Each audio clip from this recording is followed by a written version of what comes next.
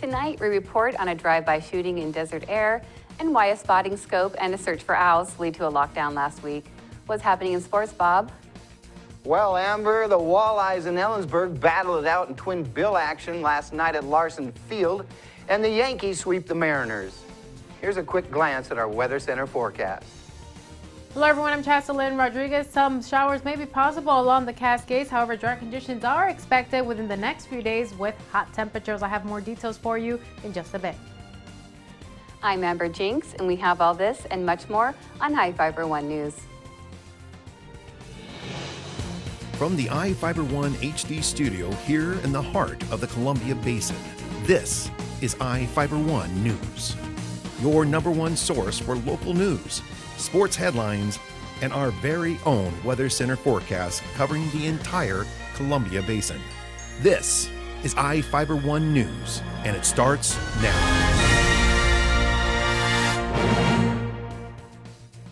A house was damaged by gunfire late Wednesday morning on Desert Air. Grant County Sheriff's deputies, along with the Mattawa and Royal City Police Departments, responded to a report of shots fired in the 400 block of Edgewater Way Southwest.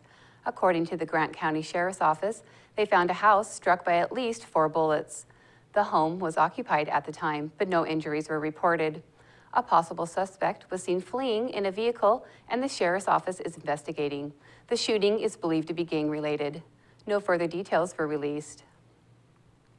The annual Soap Lake Powwow returns to Snowcayam Park this weekend with a celebration of Northwest Native American cultures. Reporter Jeff Chu has the details. Tribal members from around the Northwest will dance and drum during the annual Soap Lake Powwow Friday through Sunday. The colorful cultural event starts at 7 p.m. Friday with a dancing and drumming parade at Snowcayam Park, marking the official opening of the powwow. Snowcayam Park is located off State Route 17 in Soap Lake. More drummers and dancers will participate as grand entries at noon and 7 p.m. Saturday and at noon Sunday in the park. Competition will include young tribal members as well as elders, with many dressed in traditional buckskin, beadwork, and feathers. Audience participation is encouraged. Vendors will sell food at the event. See soaplakepowwow.org or call 509-855-5085 for information. I'm Jeff Chu for iFIBER 1 News. A cigarette started a fire in a shed that led to a stable starting a house fire on Monday night in Ephrata.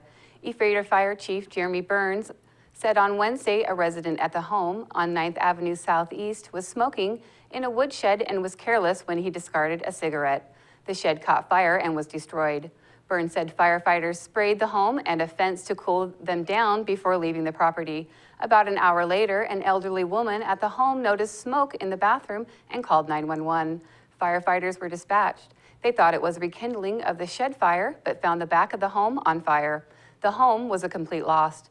Burns says a long stable in the wall framing of the home remained hot enough for the radiant heat of the shed fire to ignite a paper-faced house wrap installed with wood particle fireboards on the framing.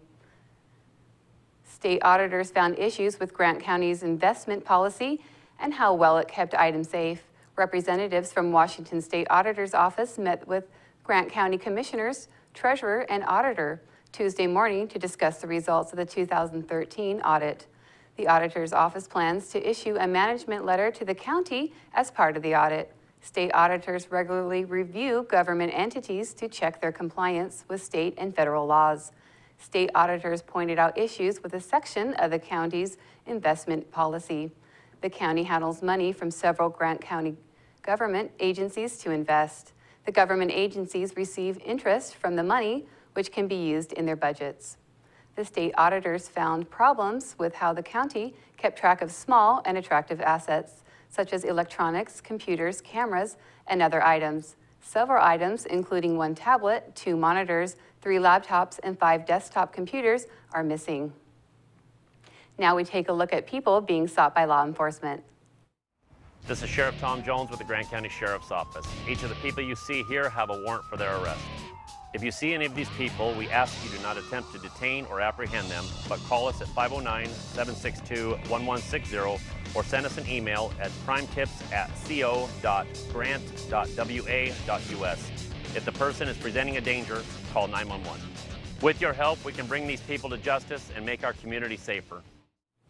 We'll be right back after this.